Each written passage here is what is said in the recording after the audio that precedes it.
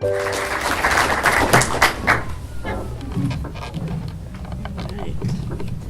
kind of short, so I'm going to take matters into my own hands here and hold the mic. Very nice to see all of you. Thank you so much for the lovely intro, and thanks to all the organizers and to all of you for being here. It's really a treat. I'm here from Austin, Texas, sunny Austin, Texas. It's sunny now. It's pretty much summer there. And I've just really enjoyed the talks so far this morning, and I'm looking forward to the talks this afternoon. So today I'd like to talk about pink crap,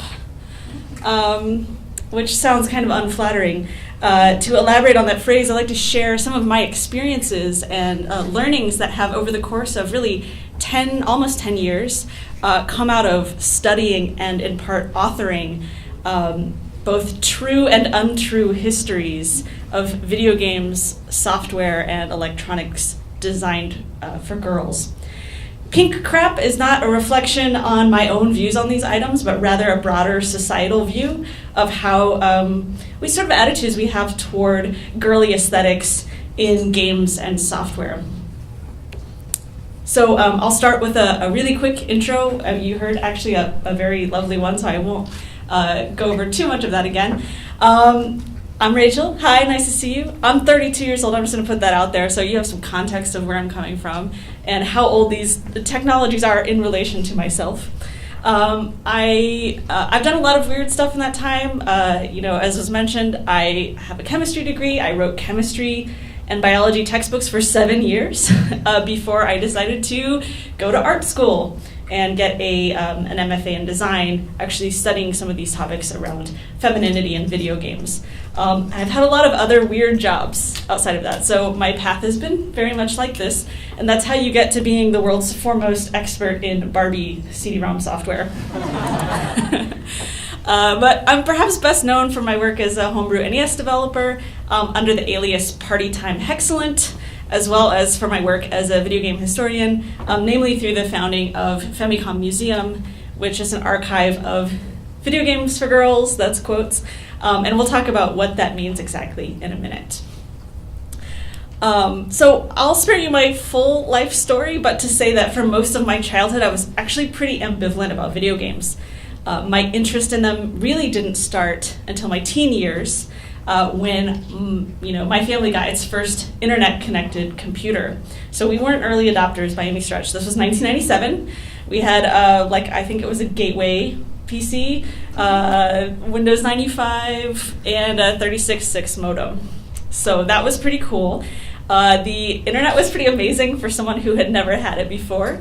I felt like, I had access to all of humanity's combined knowledge and beauty and art right at my fingertips. So it was this really amazing experience to be, a teenager and just have this thing unleashed on me. So obviously what I did was I used that computer to look up anime. This was 20 years ago, so it's funny how some things never change. This was, again, late 90s. This is right around the time that Sailor Moon was airing on US television for the first time, and I was a really big fan of it. Anime wasn't so popular as it is today in the US, and Sailor Moon was definitely a surprise hit when it came out. But with the power of dial-up internet, I could learn more about this show and others that weren't even out in the US. And it sounds silly to talk about that today because I think anime is so sort of culturally diffuse. But at the time, it was like this weird subculture that nobody knew about. It was just like me and one friend who were like, Ranma half? Yeah, okay. And we just kind of like wink at each other. So this was the power of the internet for me. I learned about Sailor Moon. I found out when all the characters' birthdays were and things like that. As I began to read about Sailor Moon and anime, I learned that these shows actually had video games associated with them, which I thought was really cool. And these games never came out in the US, so I didn't get a chance to play them. And plus, I wasn't that interested in video games, but I was really interested in Sailor Moon, and video games are kind of a way to extend that. So it turns out there were dozens of Sailor Moon video games released in Japan. There were puzzle games, fighting games. There was actually a super epic RPG released. We could play as all of the different characters. So And the games looked really cute and cool because they were, they featured the characters that I liked. And so this was actually my avenue into video games, was through the internet and through anime back into video games that I actually experienced. Like, I remember the NES and SNES eras, but I wasn't interested until I found this pathway that made it sort of relevant and interesting for me. So, of course, there were all these cool Sailor Moon video games.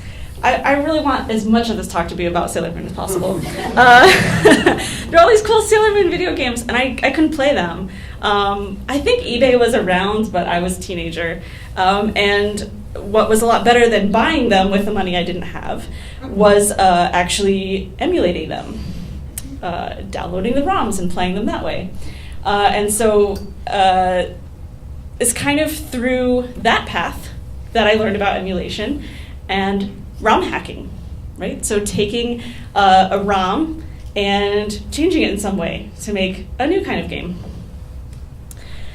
This is a screenshot of Hello Kitty Land. This is a Super Mario Brothers ROM hack that I made 15 years ago when I was a teenager. And I get pretty emotional when I see it because it's something kind of reminds me of, being a teenager, sitting in my room, working on Nesticle in Windows 95, if anyone remembers those days. In this ROM hack, the character sprites are actually ripped from Sanrio video games that were Japan-only releases, and I took those and put them into Super Mario Brothers. And Nesticle, in fact, was a tool that had a lot of built-in ROM editing capabilities. So you could make a game like this without much technical knowledge. You could just open up an editor, actually see all of the graphic tiles for the game, and sit and redraw the pixels, and your game would almost instantly sort of reflect those changes. So it was incredibly rewarding, very, very easy to do. And at the time that I was doing this, ROM hacking Super Mario Brothers had its own subculture. I mean, there were hundreds and hundreds of games like mine. This game I believed to be lost to time until I think 2015, when I found an old hard drive that was covered in inches of dust.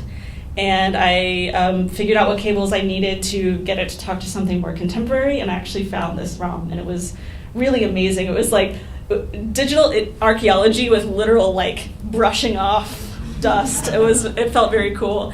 I did a little Jurassic Park song.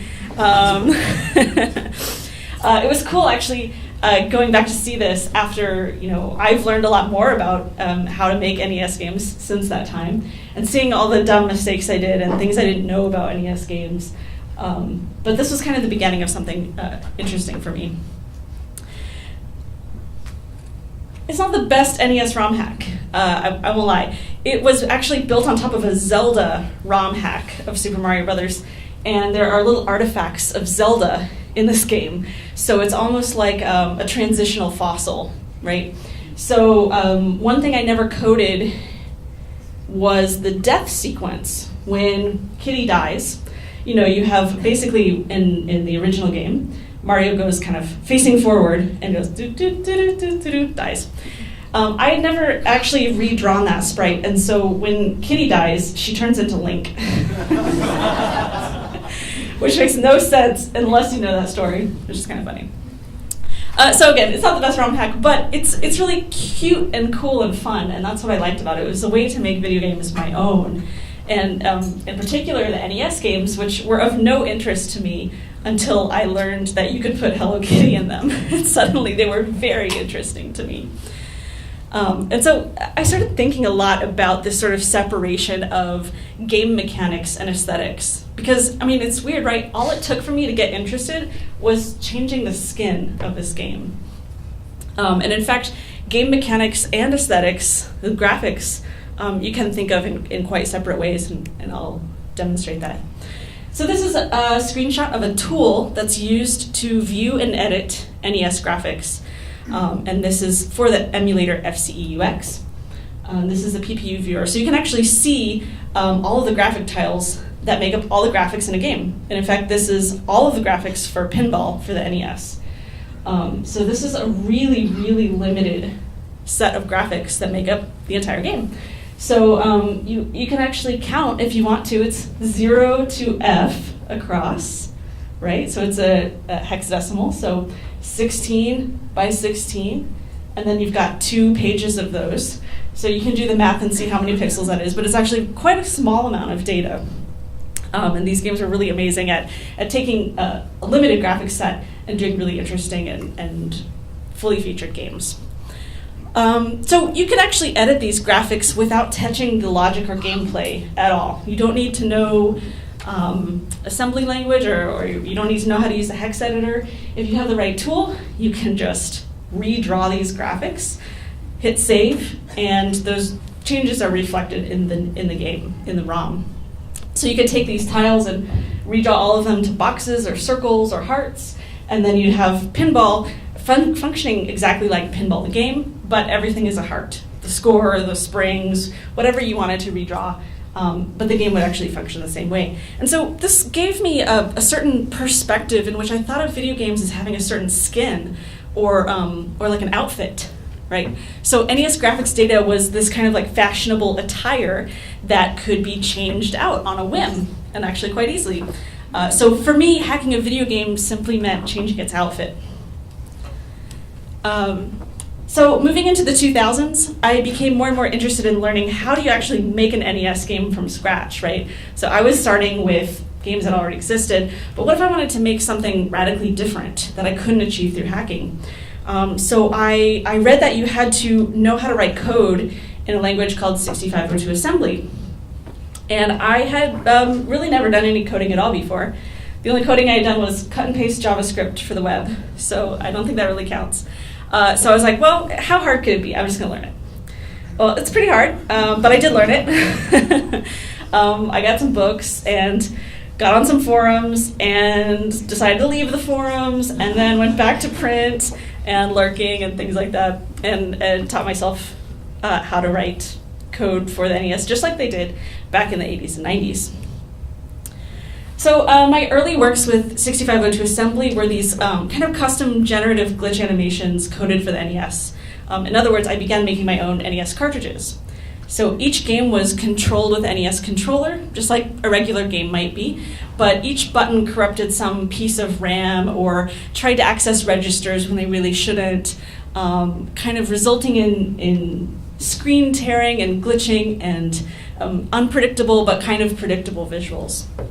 So these games weren't played so much as performed, and we talked a little bit about like video art performance in some of the earlier talks. This definitely fits in with that. So mostly what I did with these games is kind of project them on large screens during live chip music performances. So I performed at places like Blip Festival in New York City, Cheap Beats in Tokyo, and 8 Static, which is here in Philly. And I've started that about 7 years ago, and I have been pretty consistently doing work like that since then. So it started with these kind of, I don't know, sort of abstract, fun shapes, just me kind of learning how to write games for the NES. And I began to move from these sort of broken shapes into something that looked more like a game, but really wasn't a game. So one piece of software I wrote called Faxy's Unicorn Blast, which is shown here, it booted up into what appeared to be a start screen for a video game about a unicorn. But it slowly dissolved into sort of glitchy chaos, right? So registers meant to draw graphics on the screen were pummeled with incorrect values, causing tiles and palettes to swap in sort of disordered ways. And throughout the years I spent creating this work, new meanings would kind of emerge out of it to me, and I'd think about it, and I'd put those meanings back into the work. So it was this real iterative process of like, make something, I don't know what it means, perform it, see the feedback, think about it, internalize it, think about what it means to me, take that new meaning, put it into the next work. And really what I was iterating on was this idea of creating little ephemeral snippets of NES games that never existed. Games that I would have liked to have played as a child because they were cute and sweet and fun, I think a lot about the Hello Kitty games and that sort of moment of discovery for me when I was like, oh, I relate to this. What if I had had that when I was 5 or 6, right? And so this work was about sort of recuperating or reclaiming something that didn't exist, but I might have liked for it to have. And I think there's something really poignant about this glitching, right? It's like these games would never start. You would be excited and you'd see that start screen and then nothing would ever happen. So the ideas of like glitch and cuteness and the sort of like ephemerality of a girly NES game that's just a start screen, that was all really powerful to me. And these themes were kind of saying something to me, speaking deep to my soul about my childhood and the disconnects I felt from mainstream video game culture, but I wasn't really quite able to articulate that message. This is a title screen for a game called Track and Field 2, which is actually a game I did produce. It's actually a free download. This is a game that will allow you to create glitchy audio-visual. Basically, it's kind of like a music composer, but you control it with your feet. So there's like a DDR-like mat that plugs into the NES called the Power Pad, and you can dance around on it, and you can get different drum beats and bass notes and things like that, and kind of make music while you're dancing. This is a start screen for it that wasn't actually implemented in the game, so it's like an alternate or a prototype or something like that. I have to figure out what the backstory is there. So that's a little bit about my NES work, and you can see a little bit of my process and how I was thinking about what these games meant. And I had an idea, but it wasn't really fully articulated. But at the same time, I was working on a different problem, and these two problems in tandem kind of helped me solve both of them together at the same time. So I want to talk about that. As I began creating fake girly NES games, I sought out more inspiration from real video games, right? So I scavenged a lot from Japanese Sailor Moon games and Sanrio games, but I decided to kind of do a deep dive into video game databases and see what was out there that I wasn't aware of, and especially interested in seeing what was out there in the US. So I decided I'm going to go into all the like hobbyist pro-am video game collections. I'm going to find all the deep cuts of all the real cute games, and then I'm going to use that as inspiration for my own work. But guess what? I didn't find any. Oh no. I didn't find any. The results are really disappointing, actually. So the girly games were there if I looked really hard, but usually the databases had incomplete or missing or inaccurate information. And in fact, a lot of the content I found was just people talking about how dumb these games were. And a lot of the conversations were like, oh, it's just a bunch of pink crap. And I was really disappointed because it was like, it's a kind of like a historical resource. It doesn't seem like the right place to talk this way about the game just because it's pink. But in fact, people didn't really care whether the information was in the database or whether the information was missing or correct. And so I thought, well, I need to do something about that, right? So I wondered, how could I address this issue of this missing, incorrect, and kind of weirdly mean information that was out there about games like this. This is Barbie for NES. It looks really slow because the GIF is playing very slowly. So actually imagine this at a lot higher speed. It's kind of like if you've ever played A Boy and His Blob. It's a similar gameplay mechanism in which Barbie is throwing charms / dog treats at different animals to help her accomplish tasks throughout the game. And in fact, the resemblance to A Boy and His Blob is not accidental. A lot of the same people worked on both Barbie for NES and A Boy and His Blob for NES, so kind of an interesting overlap there. So I had this mission where I was going to go find all these girly games and like look them all up and put them into databases, and I was going to be the great hero of the day for doing that. But as it turned out, there are actually some barriers to doing that. So this is Barbie Nail Designer. It's a CD-ROM game in which you design and print nail adhesive stickers. So like real ones, print them on your printer at home, and then you can put them on your nails. It's pretty cool. And this is pretty typical of the approach that folks like Mattel Interactive took when they were making CD-ROM games for girls. They had done market research and all of this stuff, and they found that they thought that girls wouldn't like competitive, violent video games, right? They wanted to make games that were more feminine in terms of like being more cooperative, constructive, or sort of free-form play. Now, I'm not saying that that's right or that that's the correct interpretation of femininity or girlhood, but based on their market research, that's the direction that they went. And it kind of intuitively makes sense to me. I personally didn't really like violent video games, so I sort of understood that perspective. But like in the end, it is all based on stereotypes, so take it with a grain of salt, right? So because of this research, that they didn't want to make games that were too competitive or too difficult or too violent, they decided they would make these sort of freeform games that didn't have things like a game over, you couldn't die, there was no score, right? There's sort of these sandboxy games. But in a cruel twist of fate, video game formalists were now saying to me, this isn't a game because it doesn't have a score and it doesn't have a game over screen. It is not in the purview of video game history, and so we cannot include it in our database.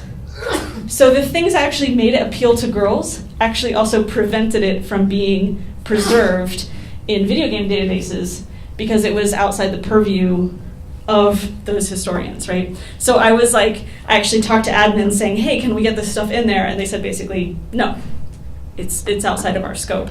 Which I understand, right? Like not everything can be a game. You can't put Firefox in a video game archive. But this is one of those things it's a gray area, it's on a borderline, but the borderline always kind of excludes this history, which I found really interesting. And there were other difficulties as well. So we often don't have terminology for talking about genre in a game like this. So we have genre terms like first-person shooter and third-person shooter, and lots of different ways to talk about shooting. But you don't have really a name for a genre like this. So it's kind of a mix between productivity software. So productivity software is like software that helps you make something, right? So stationary designer. This kind of falls into that category. It's also, you could call it dress up. I don't know if either of those genre words are right, but we don't have like an agreed upon way of talking about games like this, and that actually makes it difficult for us to preserve their history, and we don't have the words to sort of talk about them and write about them. And then, of course, there were those negative attitudes, and that made this historicization process really difficult. The prevailing attitude was that Barbie IP was like this evil brainwashing attempt by Mattel to sell mindless games to mindless girls and make everyone mindless. But like in the same breath, they talk about the artistry of Zelda or Mega Man like series as if those games hadn't also come out of big companies with marketing budgets, right? So Barbie was somehow like evil and brainwashing, but Mega Man was like artistry and had the user's best interests at heart, I guess.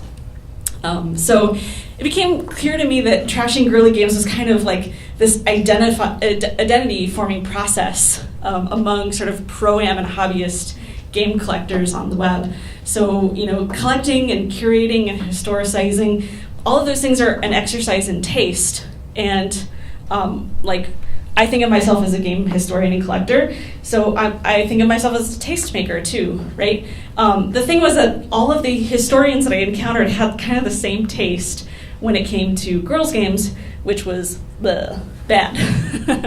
And so it just so happened that this taste-making practice, this particular one of excluding girly games, it just really hurt my feelings. And so I decided to do something about it. In 2012, I quit my job as a science textbook editor, and I went to grad school, and I founded Femicom, which is a portmanteau meaning the feminine computer museum, but it's also sort of a little play on Famicom, which is the name of the NES console in Japan. So I decided I just needed my own space, apart from other pro-am collections, to devote to recovering, documenting, historicizing, kind of contextualizing games that I thought were really cool, yet other historians had seemed to kind of reject. So I went on eBay. As an adult now, I can do that. I bought up what I could afford with my pocket money. Fortunately, the games were cheap because nobody wanted them. I did interviews, I made a website, I was a photographer, it was kind of a one-man show. As a graduate student, I actually got to live in Tokyo for a little while, about 8 weeks, where I spent time interviewing people that worked on girls' games in the 90s, as well as collecting. And I went to Tokyo with 2 giant suitcases of like clothes and mostly empty space. And when I left, I had discarded all of the clothing and just filled both suitcases completely full with video games, to almost down to the exact yen of like how much I could bring back to the US without paying additional tariffs. And I was going through customs just sweating. They didn't even open my bags, which was great. So the idea with Famicom Museum was that I really wanted to just preserve this history in a way that was, first of all, that got around these barriers like, can't have your game in the database, it's not really a game, blah. Or things like, oh, I'm sorry, we don't really have a genre for that, so we're going to put it in other, which happens a lot with things like Barbie CD-ROM games. So I wanted to kind of circumvent those barriers, and I also wanted to do it in a way that was really positive. I know, like, I'm a big critic of enthusiast game history and sort of that enthusiast nostalgia / history thing. I get that it's problematic, but I kind of wanted to provide something that wasn't existing at all, which is like, hey, it's okay to like princesses. It's okay to like a game about unicorns. And like, actually, let me tell you more about that game, right? And that was a piece that was kind of missing, is that people assume these games were so shallow that they weren't worth investigating. And I said, no, they've got to be worth investigating. And it turns out that they actually are worth investigating. And there are a lot of really interesting stories behind these games. Not to mention opportunities for nostalgia and memory making that were basically unacceptable before. I also kind of wanted this to inspire new game developers and give them the confidence to say, hey, you know what, actually a game like this has been done before, and people think it's cool. So a lot of times when you're a game developer, all you have are, you know, your memories of other games that came before you. And if games like girly games are preserved, then those aren't really going to impact future game developers. And so I wanted these materials to be there to kind of help inspire people and say, like, hey, actually there's more than just platformers and shooters and, you know, these sort of established canonical genres. There are actually other things here, and we've been doing it for a while. Oldest game in my collection is from 1979. It's an LCD handheld game, but actually quite a few games from the 80s as well. So why do this, aside from getting to call yourself the world's foremost expert in an incredibly niche subculture or sub-area of video game history? I think more broadly than just creating these new influences and new inspirations and a new place to do history, I kind of broadly wanted to say very clearly that girly pink stuff is not inherently crap. Shit's tangled, I'll give you that, but we're too quick to dismiss stereotypical femininity in cultural artifacts like games, and it makes girls feel bad. Like, when you say Barbie sucks, like, it can make people feel bad, right? It makes me feel bad because I liked Barbie. I know not all women like Barbie, and I know some men like Barbie, so I'm not trying to box anybody in, but I'm just saying, like, when you say, like, oh, ha, ha, ha, yeah, My Little Pony, that's awful. Well, actually not My Little Pony, that's maybe an unusual one because of the new series. But when you talk about old sort of girly IPs, I guess Barbie is sort of the standby. It's like, it's a funny joke to make fun of it. Actually, it's not that funny if it's part of your childhood, right? So I was thinking about this actually with the 3D printing talk we just heard, and talking about the way that makerspaces are gendered. And I remember being at a conference and there was a 3D printer. Anyone could go put a file up. And so people were printing out Star Wars this and Star Wars that, mostly Star Wars and like Doctor Who stuff. And I found a 3D file of a Sailor Moon scepter, and I put the card in and got queued up and whatever. And everyone was making fun of me. what is this? It's got a bow on it. It's got a heart on it. And I'm thinking, well, can't I make fun of you for your Star Wars stuff? No? Yeah. Okay. Just me? I'm the weird one. Okay, gotcha. Right? Because it's not culturally acceptable. Even in a subculture of self-proclaimed nerds, there is a right way to be a nerd and a wrong way to be a nerd. So it makes people feel bad. It makes adult women feel embarrassed and conflicted about their childhood. It promotes negative attitudes we have toward men and women about what's the right way to be or what things you're supposed to like. So it's not really good for people, and it's not really good for preservation either.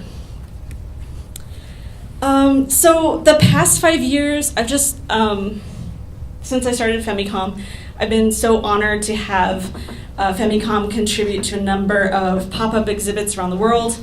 There's actually one ongoing right now in Seattle at the Living Computers Museum, which is alongside their mega exhibit on Apple computers. And I saw a picture of Wozniak and Paul Allen in the room, and I was like, they're in my room. They saw my Barbie exhibit.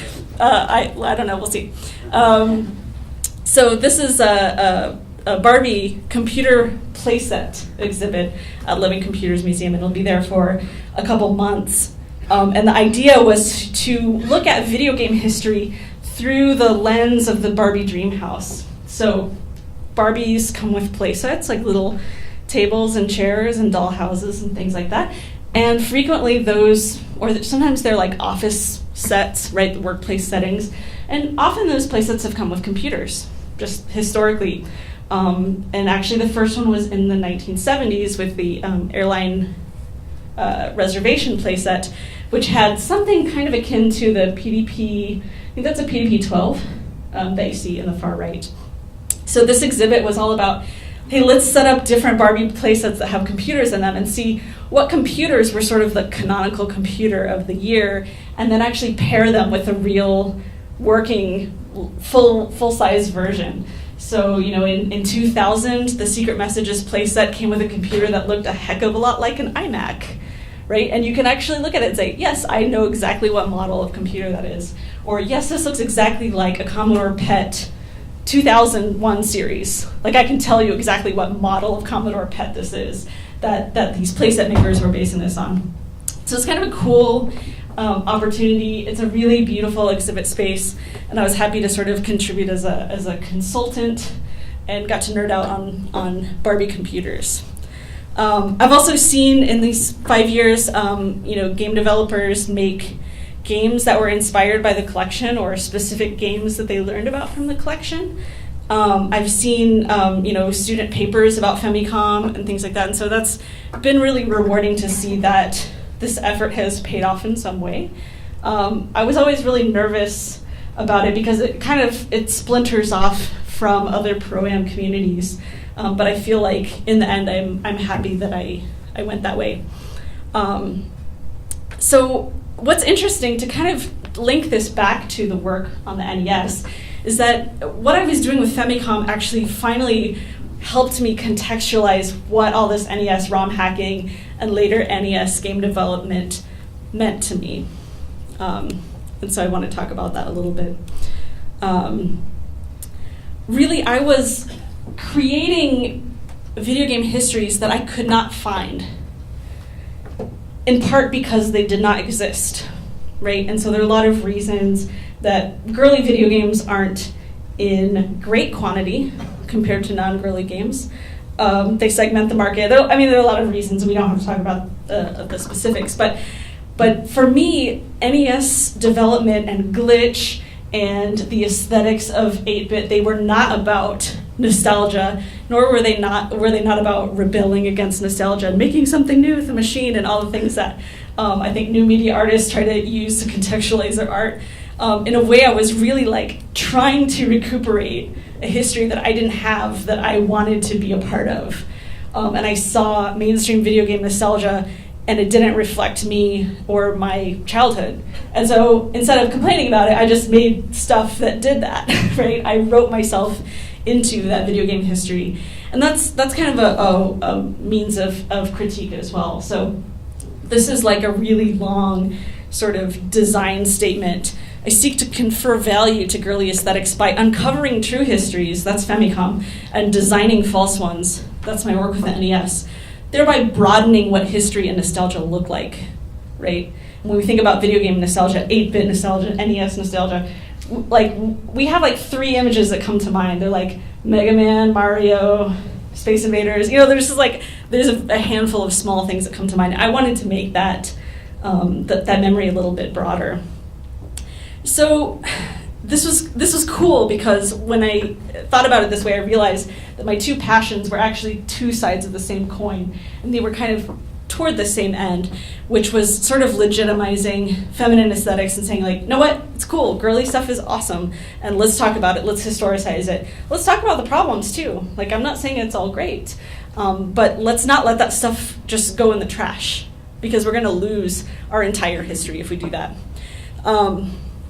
So I was curious if there were any existing models for what sort of like hard femme nostalgia looks like and like history making. And actually the best example that I found was Barbie Life in the Dream House. So has anyone ever seen this show? A couple of people? I've heard of it. Cool, so it's a web series. It's a kid show that has adult appeal, like it's written in a very smart way. There are a lot of like references that are clearly only for the parents, right? Like in jokes to like He-Man and Indiana Jones and whatever. Like it's a good show. The thing that's really amazing about it is how much Barbie history is in this game. And I think that goes over actually a lot of heads of people that watch it, but I catch it and it floors me. The deep knowledge of Barbie history they have going back for decades, and they make jokes about it. And it's funny to like 0.5% of people that are watching the show, but it's like hysterical that they put this stuff in there. They would make a joke about like, oh, this looks old, and it has like the logo from 1992 instead of 1995, or like they would just make all these really specific references to outfits or play sets that came out at certain years. So it was really cool to see something that's sort of based in the sort of like super girly nostalgia and is also actually really deeply historical. Because I think Barbie is usually kind of a discarded or underrepresented franchise in terms of like serious critical history making. And so it's cool, and I think actually a really radical decision to make the show be deep on so many levels. So if you haven't seen it, you should watch it. So I kind of want to end by talking about some reflections and sort of things I've been thinking about and things I've kind of learned in doing this kind of work. So one of the biggest questions I get all the time when I talk about Famicom is like, what do you mean by girly game, right? What is a girly game, or what is a game for girls? Does it have to have a girl in it? Does a woman have to have made it? And I don't think that people don't know what the word girly means. I think they just really like want to define the borders of that and then like find an example to like be like, well, what about this thing? I think people really enjoy that, like trying to box you in and then show you like a case where you messed up. So I've actually decided like I'm pretty vague about what girly means. I think people kind of know. I don't think people are literally like, I have no idea what girly means at all. I've never heard that word. So I leave it kind of intentionally vague, and I leave it kind of intentionally open for interpretation. And so, people will say, well, like, so is Metroid in your collection? Because, Samus is a girl. And I say, well, the game's not really girly, is it? It's like, well, what does girly mean? And then, right? So, I'm okay to pass on finding it. I've actually made peace with that. But it's a question that comes up a lot, and it's interesting and worth discussion. But not in a way that you can have like a normal person not get totally bored as you like pour over your 25 million page doctoral thesis about it. Men love Famicom, which was actually something I didn't anticipate or I won't say I didn't think about it, but I was really surprised actually how many men had a lot of support for Famicom, and I think it comes out of this sort of freedom of saying like, oh, actually, like I'm not going to make you feel bad if you like this Barbie game or this princess game. Like I'm not here to do that or police you. Obviously, like this is talking in very general terms. hashtag not all men, but like in general, men have been very supportive of Femicom and make up almost 100% of like monetary contributions and a lot of support. So I think that's actually pretty interesting. Femicom isn't like a site for women or about women or anything like that. It's really about aesthetics, and that separation is intentional. So I think the site is for everyone, but I have noticed actually a really positive response by and large from men. Women, so this is interesting, again, kind of speaking in generalities, but women have really complex and divergent attitudes on stereotypical femininity, which is not to say that they don't like Femicom, but actually, like I said, like shit's complicated. So I think, women have this idea that stereotypical femininity is like this prison that you get put in and you like grow up and you break out of it. And so when people see that I'm collecting Barbie games, like sometimes they get very angry. I had an exhibit in a vitrine at the Victoria and Albert Museum in London, and someone tore out a piece of notebook paper and she wrote, "This is disappointing," and taped it to the vitrine, which I was just like, oh my God, that's kind of cool, but also, wow. Like, it's complicated. I totally understand. I think a lot of women like went through that a young childhood phase of being really girly, and then a teen phase of like really rejecting it, and then like an adult phase of it's complicated. And so that's been something that's kind of interesting to tease out with Femicom. And Barbie in particular is such a strong flashpoint. I had almost all of my graduate school advisors, who were all women, like told me not to do research on Barbie because it wasn't very feminist of me. And I kept thinking, okay, but like throwing the history away is like, I don't understand. Talking about how terrible it is that good feminist? I don't understand, right? So I think that's like really interesting, and I'm open to the debate. I'm interested to it. I think what's really powerful for me is when I sit down and talk with a woman who's like really conflicted about what I'm doing. If we can talk for like 45 minutes, we both come away like learning something new, and I think that's really valuable. So I'm actually amazed that even works, and I can't wait to see sort of what the next 5 years have in store. So I'm gonna try not to go too much off on a tangent here, but a few other things, especially more for the academic folks in the room. Critical art practice and nostalgia are not at odds. Oh my God, can we stop saying this? I see so many academic works and articles and just people in general saying like, 8-bit art, it's not just about nostalgia, it's real art. And actually I'm saying those things are not mutually exclusive. And in fact, when you strip the context of, let's say, a Game Boy, if you say a Game Boy music is not about nostalgia, I'm using it as an interest, and I'm stripping away the context, and I'm making it this like blah, blah, blah, blah, blah instrument. Okay, you're stripping away the political and social context of an artifact that is incredibly political in and of itself. To say that you're trying to get yourself separated from nostalgia is actually its own weird thing. If anyone's seen in the MoMA, they have Pac-Man, the arcade game, in this like stainless steel wall with like a weird stainless steel box for the controls. And it was like part of the decision to do that was we didn't want it to be about nostalgia. So you took the item out of its artifact, you took it out of its social context, you took it out of the arcade, which was a gendered space, and you said like, oh, then none of those things matter. Like political, gender, no, social class, actually it's just gonna be about the game in a stainless steel box. So I think our attempts to sort of wrench things out of the hands of nostalgia and say, it's art, it's not nostalgia, is actually really damaging in a lot of cases. And in fact, nostalgia actually offers a lot of really great critical lenses for artifacts. So I think of the work of Svetlana Boym, basically, who's saying, like, actually nostalgia is a way to reclaim things, recuperate things that we lost, which is sort of the approach that I've taken. So nostalgia isn't bad, and discarding nostalgia isn't necessarily good. This is another interesting one. Complicating the historical record is its own form of critique. So a lot of people also ask me, like, isn't it kind of a conflict of interest that you're a video game historian, but you also make fake historical artifacts? And why would I trust you, basically, to give me an accurate history when I know that half of your practice is actually making fraudulent video games? And indeed, I have taken a turn in more recent years to do things like put fake copyright dates on the ROMs. So if you opened up the code, maybe they're not even visible on screen. If you did a ROM dump, you would see something that says RW 1993, right? And so people are like rightfully skeptical of me. But I think, kind of what this work says is like, hey, actually, girl games weren't really part of the record because they didn't exist or y'all ignored them. So defying history and this sort of idea of canonical knowledge becomes its own form of critique. And then the next question is like, but what if your fake history becomes real history and then everyone thinks your game was real? Cool, man. You know what?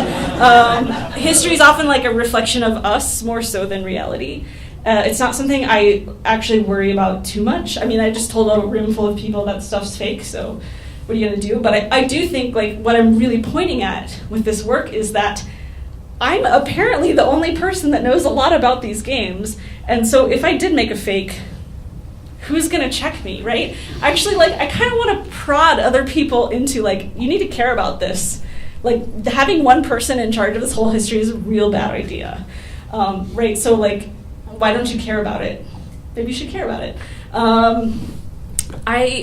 There's a National Video Game Museum that's in Texas, and it has what they say is a prototype of a Barbie Game Boy with a case. And they actually, on the placard, if you go to the museum, they call it a gaudy case.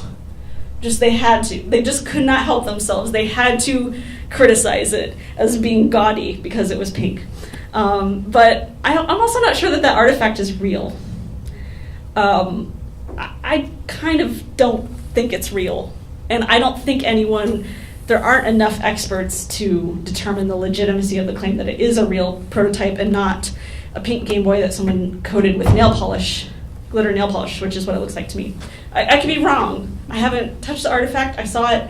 I'm very skeptical. But again, when we denigrate this stuff, we can't expect people to also want to become historical experts in it. And it's going to go in the trash and or be wrong, and or I might contribute to that being wrong part. So my last point, reflections, become the world's foremost expert in an incredibly small niche. I think I already said that. It's been really fun to, I think, again, going in this, it's actually not that small of a niche. There's so much to know about video games.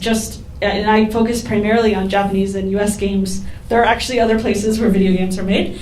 But it's really cool to see people come to me and say, hey, what is this? Have you seen this before? And be able to sort of provide that knowledge back in the community. And it gets me excited. I feel like kind of a weird superstar. And that kind of motivates me to keep going on this path that might have otherwise seemed really futile and depressing. So that is basically all I have to share. Apparently, I had a version of the slide deck that had my website, so you could go check out my work, but apparently I did not save that version before I moved it to this computer. So I'll just tell you right now, femicom.org is the website for the Femicom Museum. It's FEMICOM. And I am actually working on a really big redesign that's going to make the games a lot more discoverable and a lot more searchable and filterable. I was hoping to have that done by today, but didn't happen. It's cool. Check it out in a week. There should be a really big site update as well as a really exciting research article that was basically previously unknown work that I'm really excited to share. And then you can also check out nobadmemories.com. That's my personal website. Links to my GitHub. So if you want to check out some of the NES work I've done, I've actually open sourced some of the assembly files. If you want to go down the path of learning 6502 and making your own stuff, you can find all of that on my GitHub, as well as the Connected NES project, which is, again, the Wi-Fi modem that I built for the NES that allows you to transfer data to the NES wirelessly. It's pretty cool. You can build it for about, I say, $20 or so. It's rather inexpensive materials, and you can put anything you want onto an NES is pretty cool. So I hope you'll check it out. Thank you very much. That's all I've got.